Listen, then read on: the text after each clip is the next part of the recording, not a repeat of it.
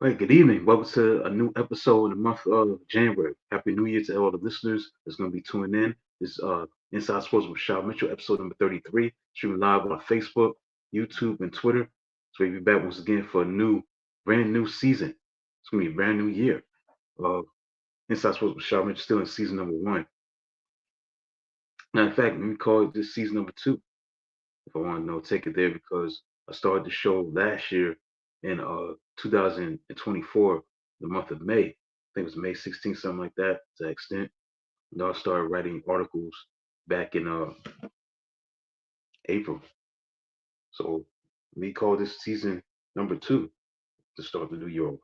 This is the 33rd episode, 33rd episode of Inside Sports with Shaman. So this is season number two. I'm going to make this a new season, a new season. So I'm going to keep it in perspective, make it a new season, take it from there.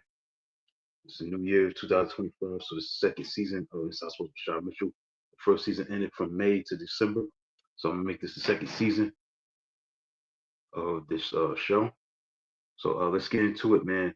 You gotta start with the college football playoff scenario. Everything's all set. You got all the games set for the national semifinals. Notre Dame, shout out to them. They beat Georgia.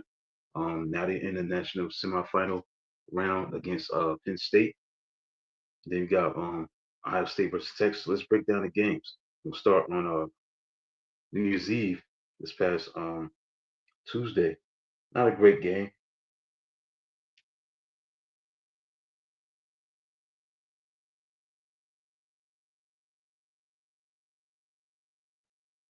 Not a great game from a standpoint where it was a work of art, but the game was a game, and you gotta give credit where it's due. So Penn State. Penn State played very well. Played well enough to win the game. Game was a game. You gotta give credit where it's due. So Penn State. They was able to win the game 31-14. They did a great job against the running back Aston Genty. He had 104 yards on 30 carries, but it wasn't that much effective. It was about the running game of Penn State and how they ran the ball. Um, Katron Allen and Nicholas uh, Singleton played very well for us running the football. They won 31-14. Joe Allard played pretty good. Also, you had great contributions from the tight end. It's going to be maybe the best tight end coming out. I don't know if he's going to come out in this draft, but either way, he's definitely a prospect, a full prospect because of what he can do as a pass catcher. He's great with his hands. He know how to make plays in the red zone, and he definitely showed that this past week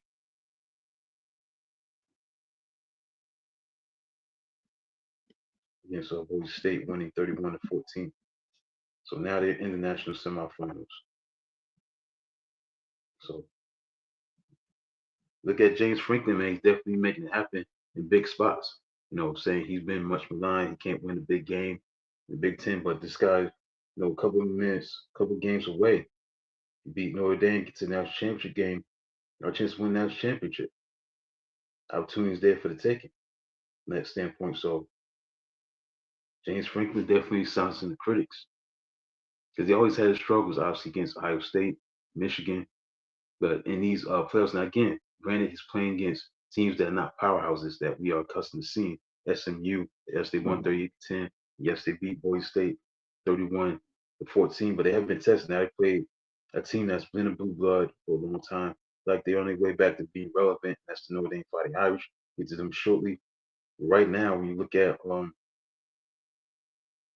Penn State, they're playing good football. They're looking really, really good right now with a win this past week against Boise State in the quarterfinals.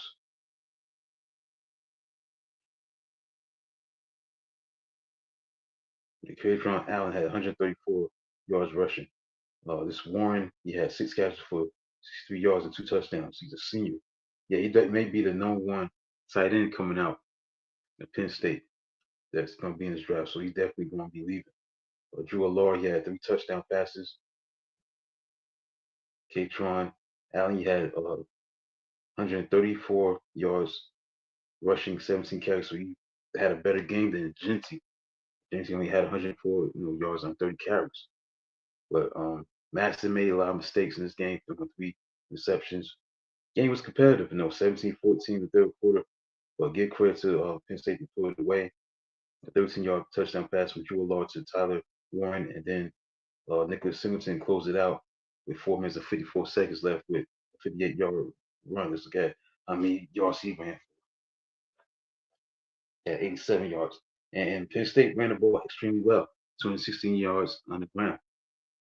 We stayed ahead on only 108. That's it.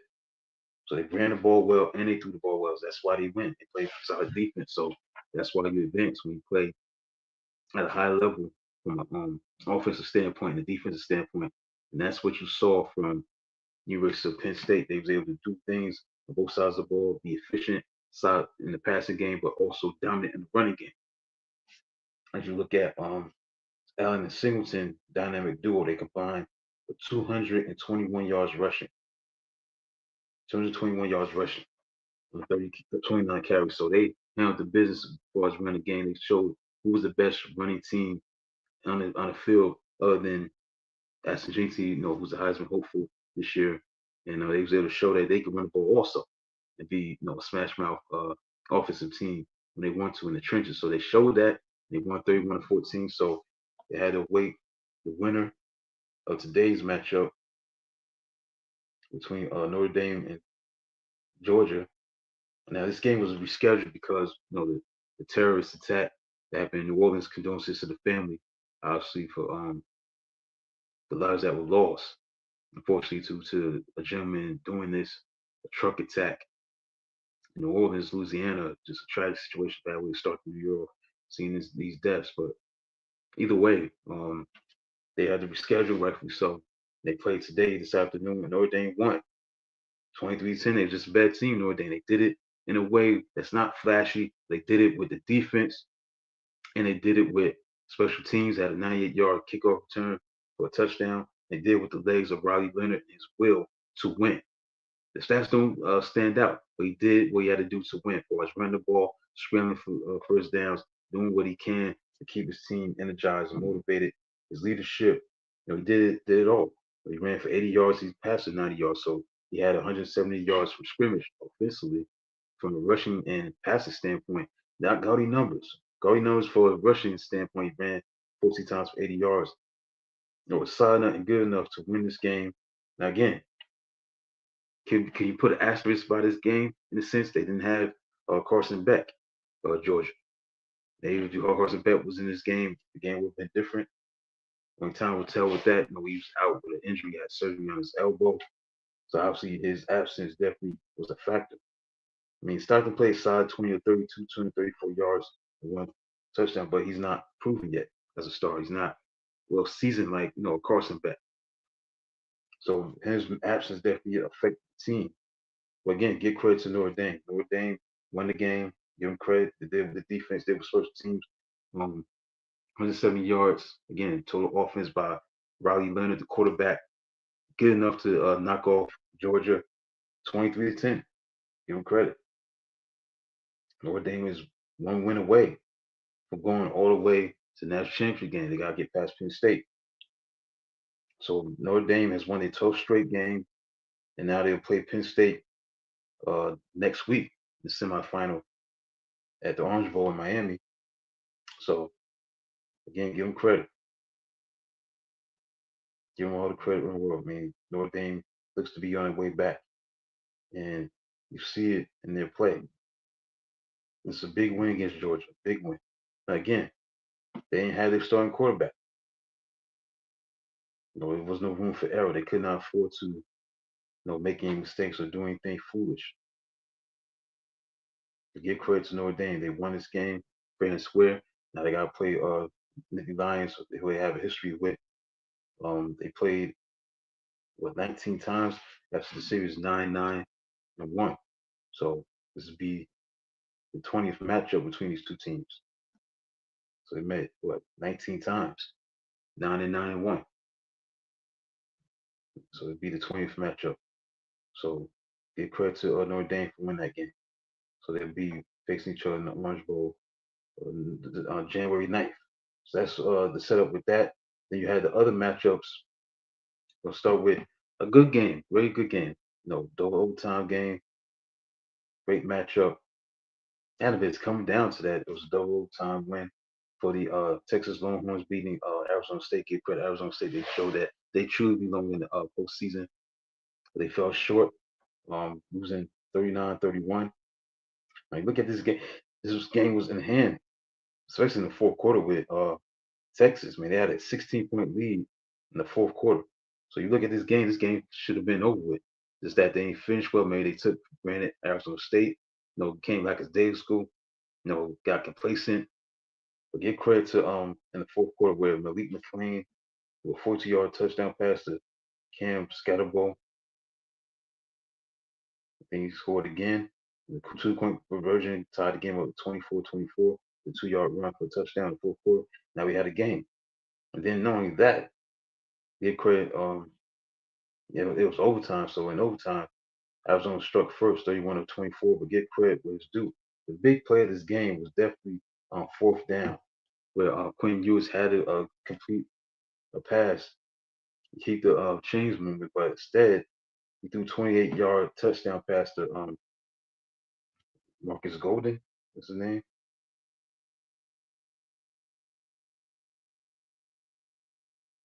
That Matthew Golden for 28 yards on fourth down and 13. I mean, that's a huge play right there. Them to complete a pass like that with that magnitude, the game on line, because they don't make that, they lose. You know what I'm saying? If you drop the ball in the end zone, they lose the game. So from that standpoint, that was a huge play of the game. If he doesn't make that completion, the game is over. Arizona State knocks off Texas, but it didn't happen.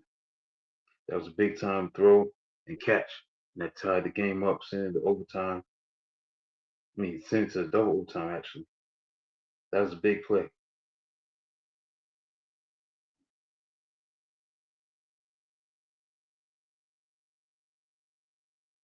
Huge play right there in that scenario.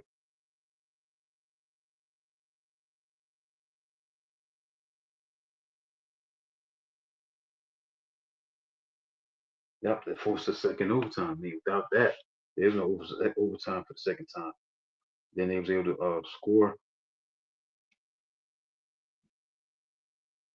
in the second overtime and then get the interception to seal the deal, and they won. Gunner Helm called a 25-yard touchdown pass for Quinn Ewers, so they went up. Also, they went for two also. So it was 39-31. That's what they had to do, go for two. The second overtime, they was able to win, hold on, win 39-31. The only problem with Texas is that they're a very talented team, but their defense has to do better. They gotta know how to play with a killer instinct. You up 24-8. That game should have been over in the fourth quarter. Because all this stuff that was happening with the University of Arizona, give them credit. Arizona State started getting it done in the fourth quarter.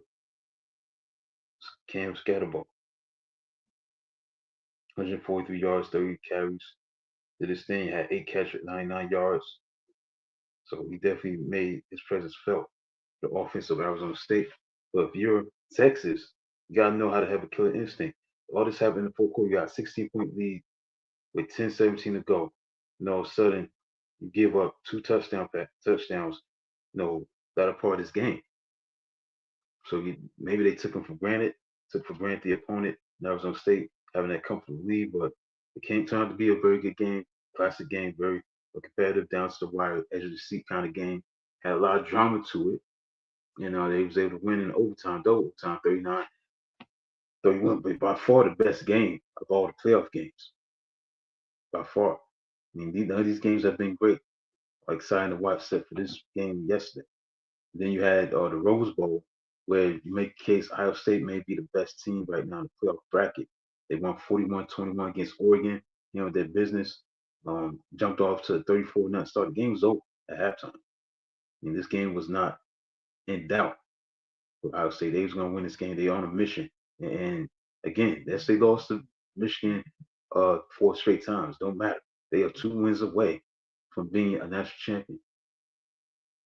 So if you're a Ohio State fan, you want Ryan Day fire you, being foolish. You can't do that. You gotta be delusional to think like that.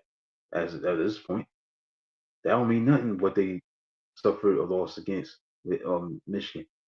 They are 2 games away. They got to play Texas and play the winner of Notre Dame and Penn State. They got a chance to win the national championship. It's right there for the taking on the platter for them to handle their business. Against Texas, not gonna be easy, but I'll make Ohio State the favorite, man. The way they're playing right now, they've scored 40 plus points the last 2 games against Tennessee, 42-17, and now to yesterday, 41-21 against the number one ranked team in the country, Ohio Oregon team that beat them in the regular season. So obviously that adjustments were made because they played each other during the regular season, and they lost only by a point. So they was able to respond back and get the job done and win. This time around, 41-21, win convincingly. You know what I'm saying? When you talk about this team in Ohio State, they're definitely clicking on all cylinders. When you look at the rhythm between the quarterback Will Howard and the wide receiver and Jeremiah Smith, maybe the best receiver in the country. Even though he's a freshman, this guy's definitely lights out. I mean, they got great rhythm going. They run the ball very well. I mean, they just put it on Oregon, just stomped on 34-0. Game was over. Once they gave up 30, they wasn't gonna lose that game. I mean, 319 yards for Will Howard, 187 yards, 2 touchdowns by Jeremiah Smith. It was just a dominant performance by this Ohio State Buckeye team. They ran the ball well, 181 yards. Quinshawn Judkins had 85 yards rushing. Travion Henderson had a 95 yards rushing. So Judkins and Henderson combined for 179 yards rushing on 25 carries and 2 touchdowns. Overall, 181 yards. So they was able to do what they wanted to do. And they had 8 sacks. So the defense was just dominant. They was humming. They had 8 sacks. Cody Simon had 2 sacks. JT Tumaloa, 2 sacks. Jack Sawyer, 2 sacks. They had 8 sacks. They sacked the quarterback 8 times. So they were dominant on the offense and dominant on defense. They played a total complete effort. Now they're in the semifinals to play University of Texas.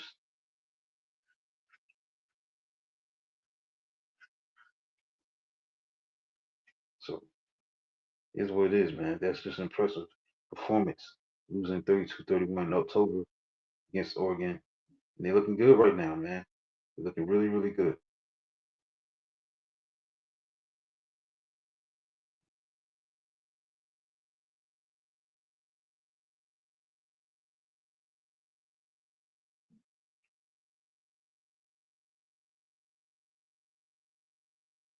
So that need to be said, man. They look very, very good. Outstanding football game by the Ohio State Buckeyes. And they ended the 14-game winning streak that Oregon had. So give credit where it's due. This is a live team. Wouldn't shock me they be the favorite against Texas. Also, this win that they had yesterday, 20-point win for the Buckeyes, was the biggest margin of victory over no one team in school history. Again, for Oregon, they had a great season. Great season. Matter of fact, when you look at Ohio State, they will be playing the Cotton Bowl against Texas. It'll be a preview of what's to come because both teams will play each other on August 30th, or Ohio State versus Texas on August 30th. So it's going to be a sneak preview of what's to come when they play each other in 2025 season opener against each other. That may be the best game of the week.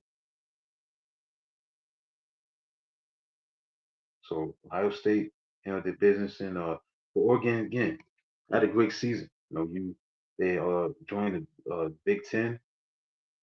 They showed that they can handle the Big Ten conference and play well and be number one for most part during the regular season. The majority of the regular season, they hadn't lost a game except their first loss. Uh, Again, it wasn't their day. They ran into a buzzsaw. They ran into a motivated Ohio State team that's ready to rock and roll. They was clicking on all cylinders. They got beat. So that's all I need to say about that. So now you have Texas versus Ohio State in the Cotton Bowl. Ohio State is going to be the home team. I think you gotta make the favorite of Ohio State the favorite. That's the way they've been playing. They've been dominant. They beat Tennessee 42-17. Start there. And you beat Oregon by 20 points. So you beat both teams, Tennessee by 25,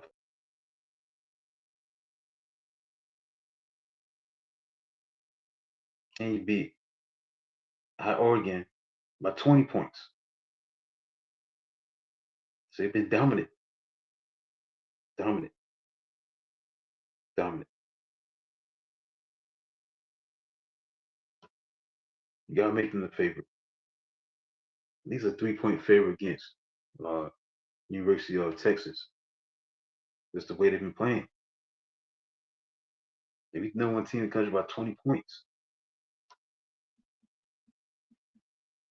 They've been dominant, the best team in the college football playoff right now. So that's all I need to say about that. Keep moving. Everything's set. So if you have two good games, two games featuring blue bloods at the highest order. Blue bloods. Notre Dame against Penn State. Blue bloods. And Notre Dame and Penn State are interesting. It's an interesting matchup because Notre Dame has not won a national championship since 1988. And look at Penn State, they haven't won a national championship since 1986. So you got two teams trying to break a long drought without a national championship under their belt. Haven't won in decades. So we'll see who's going to advance to be one win away from ending that drought.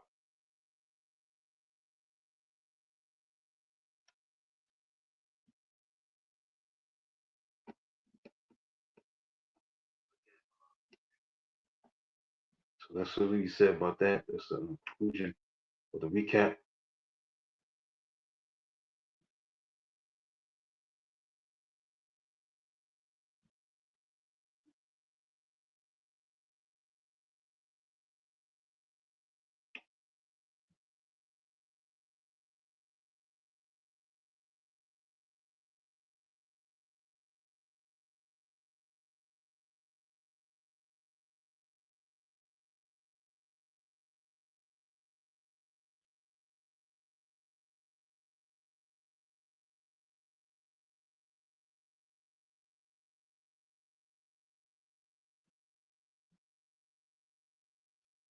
That's it, man. So I need to say about that. Let's get into Greg Gumbel. He passed away last week at age 78. Was a giant in the industry, did a lot of great things. But the thing that stands out about Greg Gumbel is that he's so underrated as a broadcaster, like a play-by-play guy. As a play-by-play guy, he's very underrated. I mean, he was the first black play-by-play announcer to do a Super Bowl. That's well documented.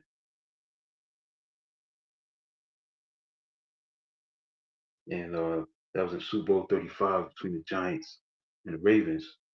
No black play-by-play announcers ever did that until he came around.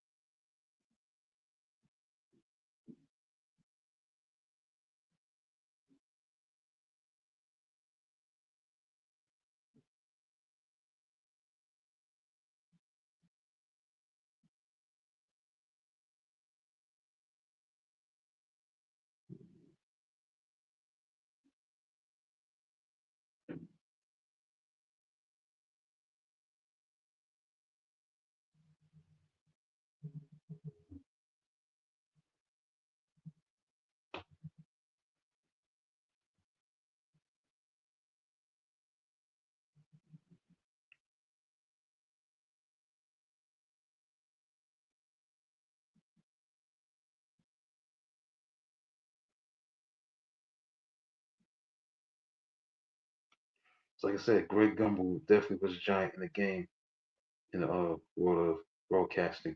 I mean, he did a lot of things from being on radio WFAN, being on Sports Center, ESPN. He did a lot. He paid his dues. He's just a classic example of a guy that paid his dues. Him and his brother, Brian Gumbel, obviously had a lot of success beyond his day show. He covered the NFL, college basketball, and stuff like that. But this dude made major accomplishments. First African American announcer to call play-by-play of a major sports championship in the United States, Super Bowl 35 between the Giants and the Ravens. Never been done before. And you may see it next year, definitely, because the Super Bowl next year is going to be in Santa Clara, and the Super Bowl is going to be on NBC. And Mike Tirico is going to be the second black play-by-play announcer do Super Bowl. He's going to be calling the Super Bowl with Chris Collinsworth. So that's going to be he's going to be the second black to announce the Super Bowl. Again, we got a long way to go, but you rarely see that. Also, Greg Gumbel not only became the first African American announcer to call a major sports championship on a network television, he also became the third person to both host a Super Bowl pregame show and call the game. He joined Dick Enberg and Al Michaels. Because Gumbel was the host of Super Bowl 26. I think that was between Buffalo and Washington. That's during the 91 season. Then he was a pregame host for Super Bowl 30 and Super Bowl 32 when he was on NBC. So he was broken new ground as a host. He's one of few sports announcers to have worked on a pregame, play-by-play, and radio Super Bowl broadcast teams. He hosted the television pregame show for Super Bowl 26, Super Bowl 30, Super Bowl 32, Super Bowl, I think that's Super Bowl 47, I think it is. Super Bowl 47, and Super Bowl 50. And he did TV play-by-play, obviously Super Bowl 35, Super Bowl 38. That's the game between the Panthers and the Patriots. That was a classic game. And Vinatieri hit the game-winning field goal. He did the radio pregame show, Super Bowl 25, Super Bowl 26, Super Bowl 27, and Super Bowl 27, and Super Bowl 28. This is radio. This guy did so much stuff.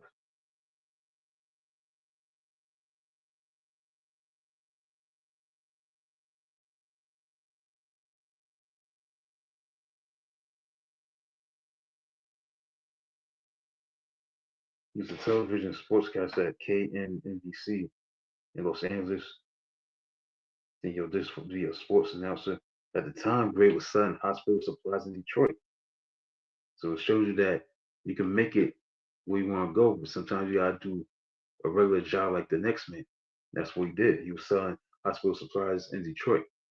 Then he ultimately got the job returned to Chicago, worked at WMAQ TV for 7 years.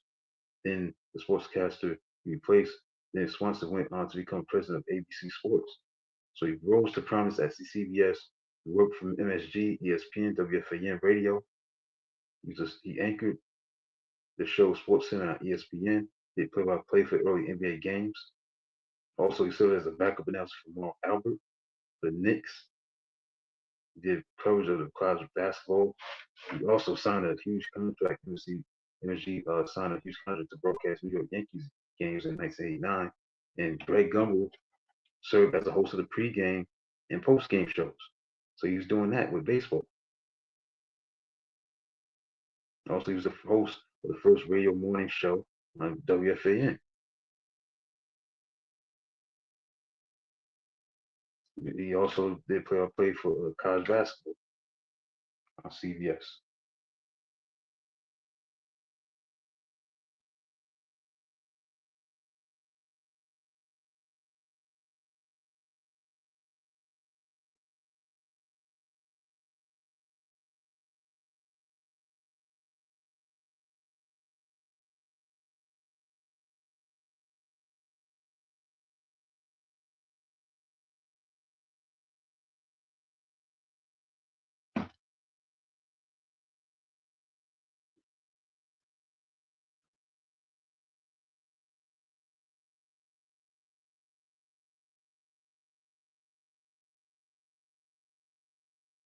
He was a studio host for, college basketball, especially the tournament and overall the college basketball coverage from 1998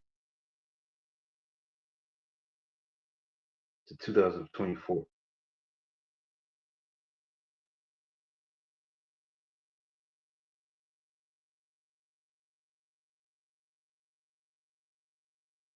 He's always, had that signature studio host on CBS Sports for the tournament. That's what he's synonymous for, probably more than anything. But he did some announcing on college basketball. He became host of NFL Today show. I'm pretty sure he did some play-by-play when he was with CBS.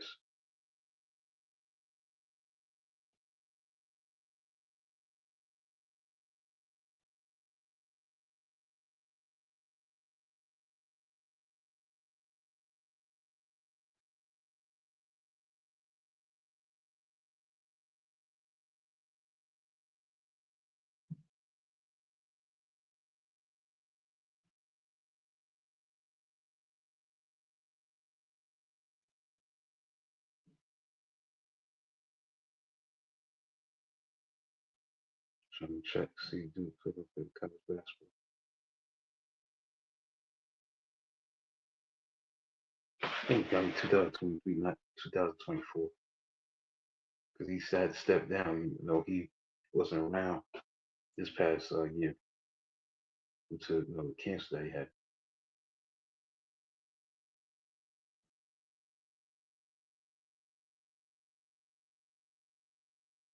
Yeah, he did play-by-play regular season college basketball.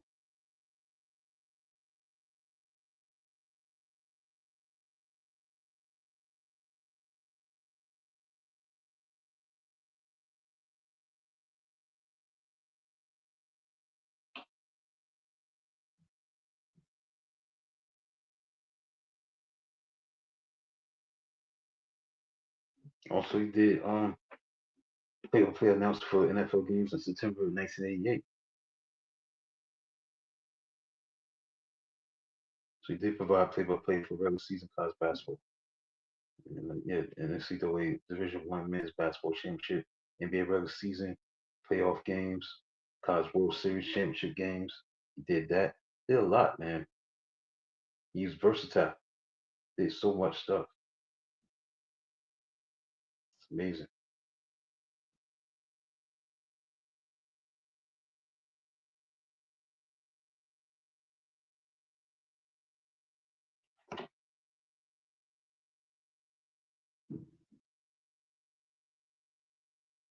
Also, he covered Major League Baseball, CBS, college football.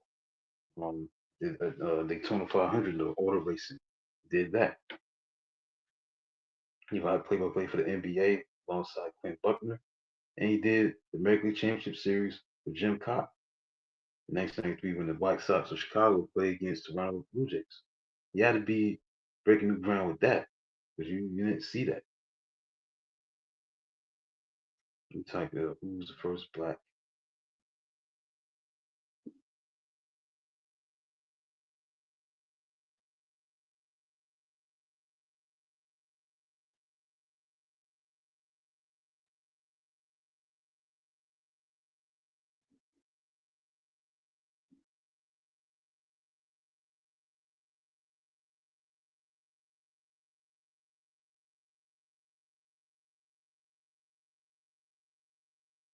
So type it up.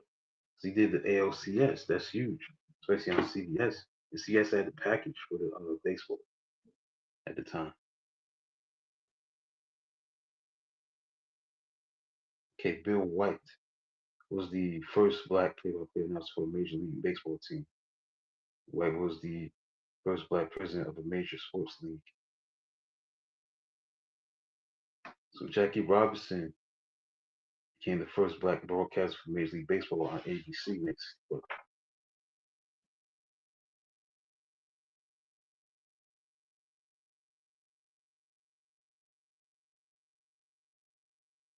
Bill White broke a lot of barriers.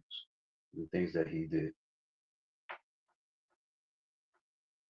was calling play by play games. He made history on February 10th, 1971.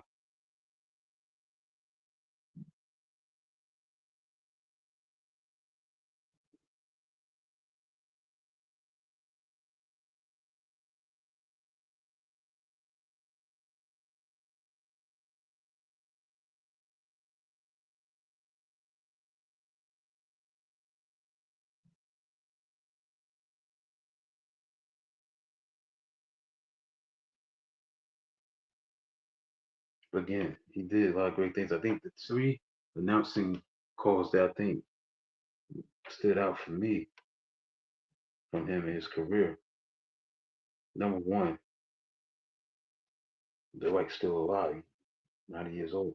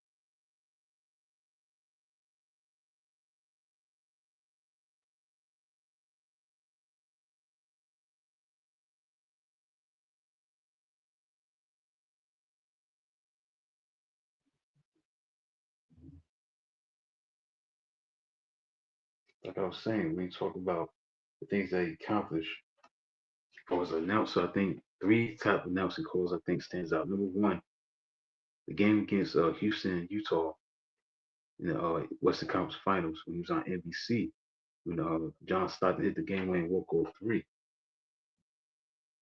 That's the thing that was impressive. The call was just a great call when he said John Stockton has sent the Utah Jazz to the NBA Finals, and just the way he called it. And think about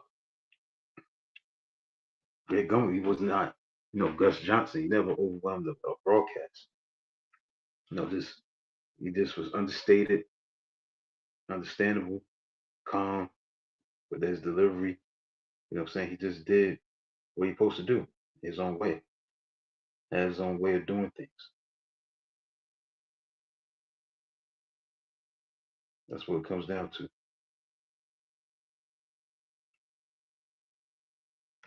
It's the way he delivered the game, and that's why he's so underrated.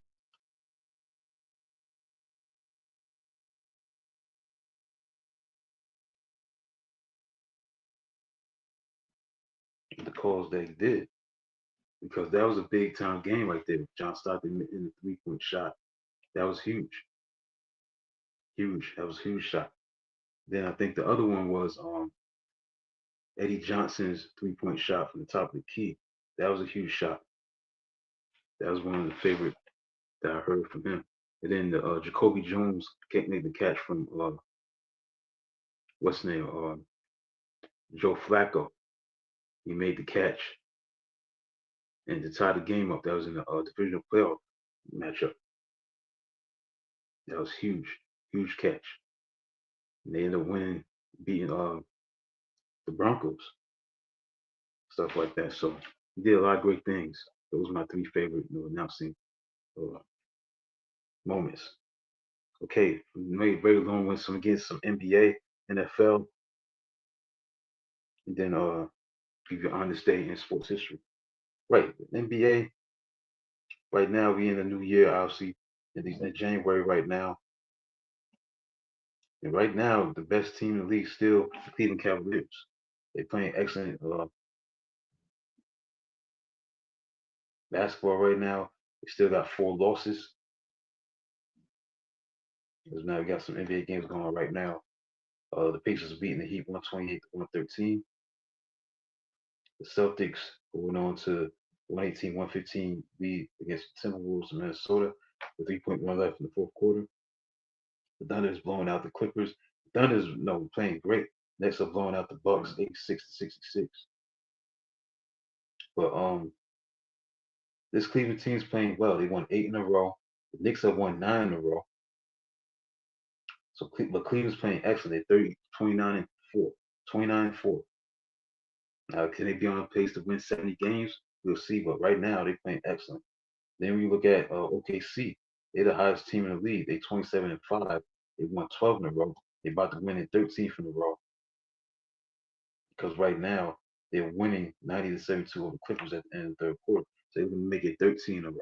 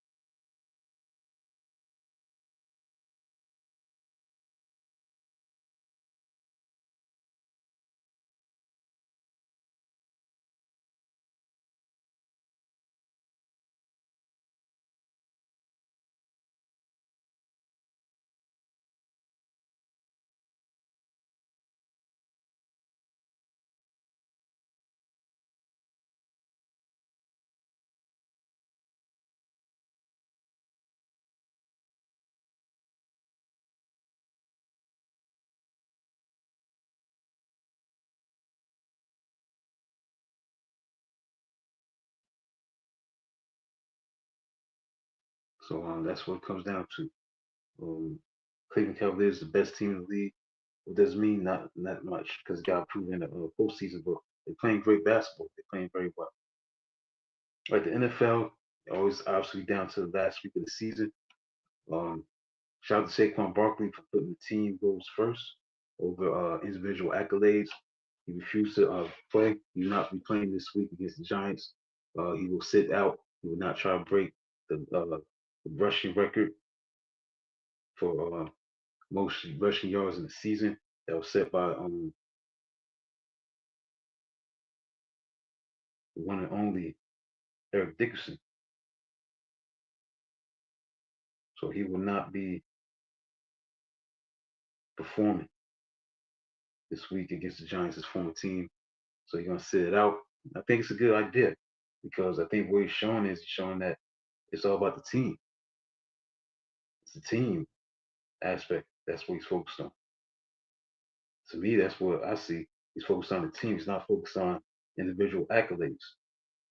He just want to win the championship. So I think that's a good look. Also, keep your eyes on a big time game this Sunday night. That's the best game of the week to close out the 2024 season. And that's Detroit versus Minnesota. Both teams got the same record. But also, you have a situation where your team, whoever wins this game, is going to be the number one seed, and whoever wins is going to be division winner. But the number one seed is on the line, most importantly. So keep your eyes on that matchup. That's the matchup to keep your eyes on for this week's games. For last week's games, again, Minnesota handled their business against the Packers. They beat the Packers, handled their business 27-25. They was able to win that game. They handled their business. That was a big time win for them. Give them credit for getting it done.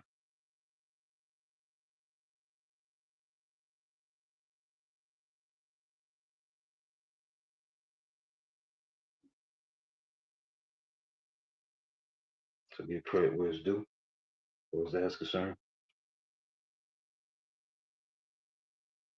So yeah, that's the thing that stood out last week. Saquon Barkley obviously went over 2,000 yards against the Cowboys. Um, Cincinnati still has a chance. They won a game against Denver. Denver got a win this week. They got beat Kansas City, so they'll be in the postseason. So we'll see about that. They can make that happen. So Kansas City, they got the number one seed, so they're not playing for nothing. So they don't have to do anything. Just simply rest and get ready for the you know the playoffs, divisional series. Who's going to be playing against them, basically. So keep your eyes on that. Shout out to the Chargers. They beat the Patriots. They're in the postseason. Again, Mr. Fix It. You know, Jim Harbaugh leave his alma mater, Michigan, won that championship with them, and now he turned this program, this franchise around in one season. Now they're in the postseason. So it says a lot about him and what he can do as a player, as a coach.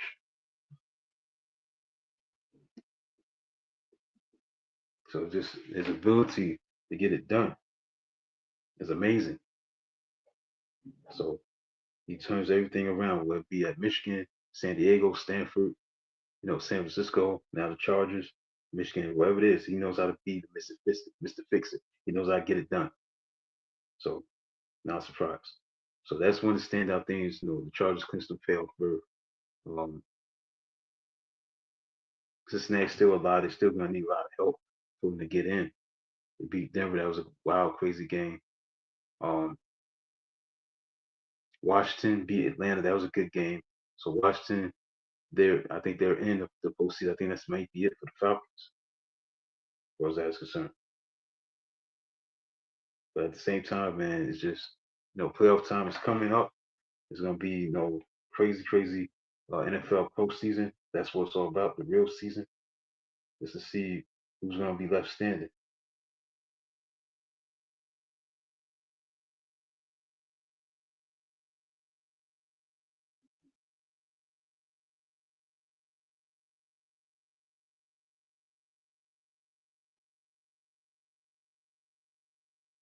So we got the playoff scenario. Buffalo's in the playoffs. Baltimore and the Pittsburgh Steelers are in the playoffs. Cincinnati still need help, even though they're 8-8, they're playing well. Still gonna need help. Indianapolis out of the playoffs. I mean, the Giants, man, they beat Indianapolis Colts 45-35. That was a surprise of the week. So Indiana's out. Houston's in. Obviously, Chargers are in, and Kansas City's in. The NFC, Washington's in the postseason, along with the Philadelphia Eagles. Again, Detroit versus Minnesota, 14-2 versus 14-2. That's a great matchup. Green Bay's in the postseason. Still, things are not decided yet. Atlanta still has a chance. Possibly getting the postseason. Might need some help. Um, that's etched in stone in the NFC South. Tampa Bay has a leg up. They're 9-7. It looks like if they get a win this week against the Saints, they should be in. Seattle's eliminated. Arizona's eliminated. And San Francisco's eliminated. So the Rams are division champs. The division. But everything's still up in the air between Tampa Bay and Atlanta, despite Atlanta losing this past week on Sunday Night Football in overtime, 30-24. Still a lot to be played. So Tampa Bay played the Saints. Buccaneers win, they should be able to win that division. The Falcons, they got to play the Panthers. Their hopes are fading. So we see what they do with the situation. Hang in there and persevere.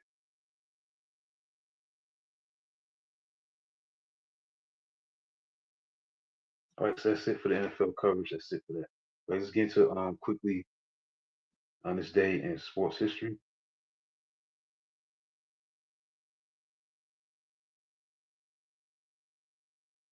For January the 2nd. Not gonna go over all the events. Let's go over a few. Right, we're gonna start with 1912. On January 2nd, 1912, Brooklyn Suburbs Baseball Club president Charles Ebbets announced his purchase of 4.5 acres of land to build a new concrete and steel stadium to seat 23,000. Ebbets Field opens in 1913. 1918, after repeated clashes over pay, the Brooklyn Robins, owner Charlie Ebbets, star right fielder, the future Baseball Hall of Fame manager Casey Sting was traded to the Pittsburgh Pirates.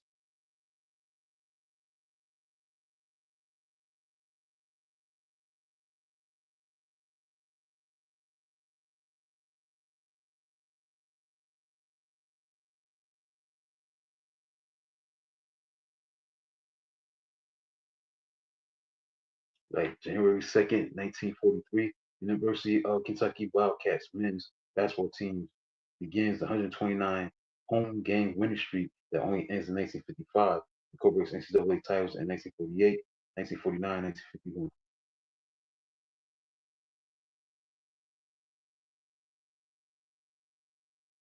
In 1957, on January 2nd, Gene Foreman wins the World Middleweight Championship boxing title with a 15-round unanimous decision over Sugar Ray Robinson at New York's Madison Square Garden. On January 2nd, 1965, 60 years ago, New York Jets signed future Pro Football Hall of Fame quarterback Joe Namath to a $427,000 contract over 3 years, pro football record at the time. 1966, January 2nd, National Football League Championship at Lambeau Field, Green Bay Packers beat the Cleveland Browns 23-12 for the first NFL title game televised in color. Last one played before Super Bowl era.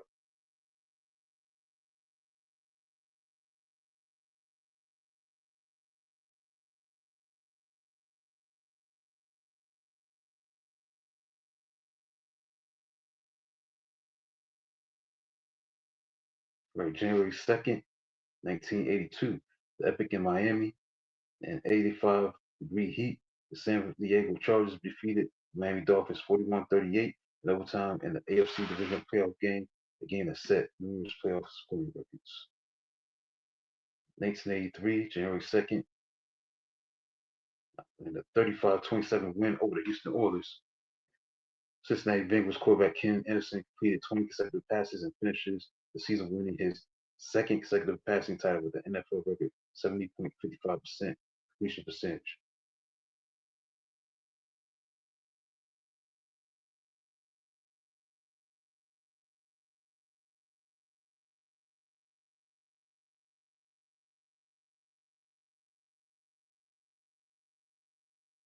That's basically it.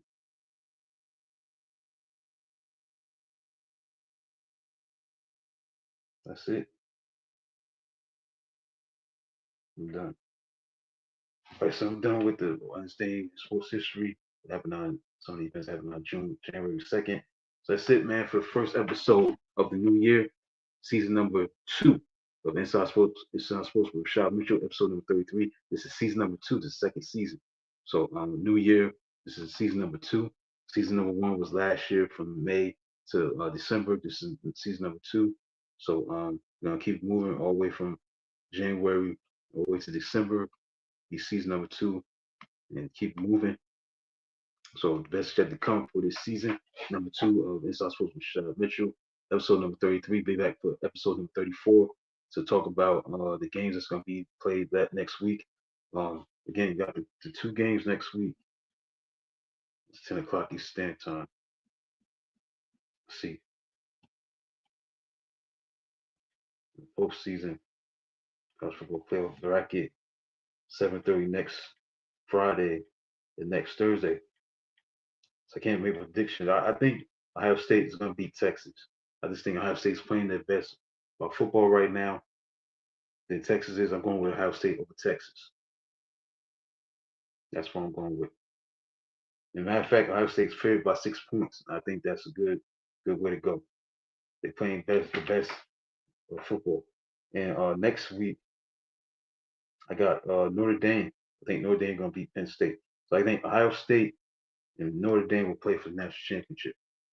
That's how I see it. Ohio State will beat Texas. Notre Dame will beat Penn State. So it'll be Ohio State against Notre Dame for the national championship. Right, so that's it for the show. Again, the first show of the new season, new year, season number 2 of Inside Sports with Rashad Mitchell. Episode number 33. Be back next week for episode number 34. Thank those who tuned in on Facebook, on Twitter, YouTube, Facebook, Twitter, YouTube, Facebook, and Twitter. Those streaming live on that. Elevation 52A Sports and Lifestyles presents Inside Sports with Rashad Mitchell, which comes on every single Thursday night from 9 p.m. to 10 o'clock p.m. Eastern Standard Time. Also, check out the articles that's been upgraded recently on e52asports.com. I write articles. Don't forget that. More articles are going to be continuing in abundance this year in 2025. So be on the lookout for that. I'm just thankful for Michael Spilling giving me this opportunity to do my thing on this platform. The best shit to come in this new year, taking it up to the next level with this content. Like I said, season number 2 is in formation right now. For episode number 33 is about to come to a close. Be back next week for episode number 34 and keep it moving from there. So that's it for tonight. Until then, have a good night.